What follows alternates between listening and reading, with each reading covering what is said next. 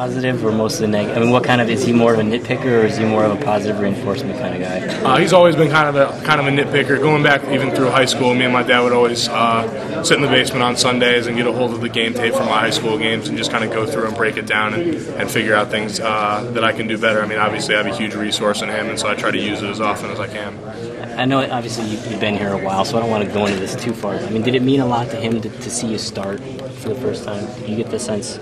Definitely. I think it meant probably just as much to him as it did to me. I mean, it's what you work for when you come here. You want to be one of the players. You want to be one of those 11 guys out in the field. And obviously the circumstances where it came about is not ideal. You never want to see anyone go down, but at the same time, like they always say, you have to be ready when you're called upon and ready when your opportunity presents itself. And so I think him like me, we were both just very happy that time finally came, however it did, and very happy to get that opportunity. You waited a long time for that opportunity. I mean, how quickly were you able to kind of push those emotions aside and just play? Or was it kind of maybe a series or two where you had some butterflies or anything? Or? I think going into this last game against Maryland, where I was making my first start, there was a few more butterflies just because I had time to think. Obviously in the Wake Forest game, when I was kind of thrown into the fire, I just didn't really have time to think about things. Just had to go and make sure that the offense didn't miss a beat.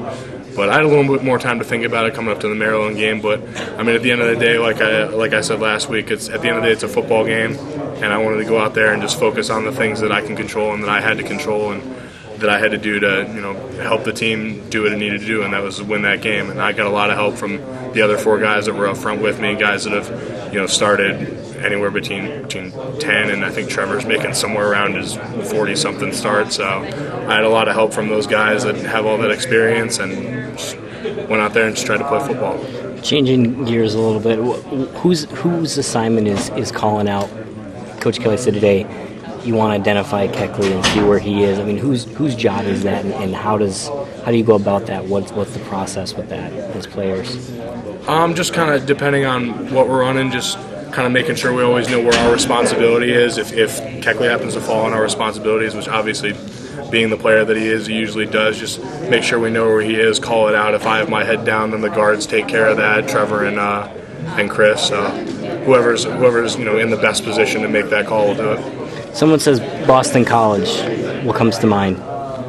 I think like Notre Dame tradition. I mean, Boston College is another school that's very steeped in tradition. They've had a great football program for a long time, and I just think coming from another very religious institution too, you kind of get that feeling very similar, just tradition like Notre Dame. I think that's what comes to mind mostly for me.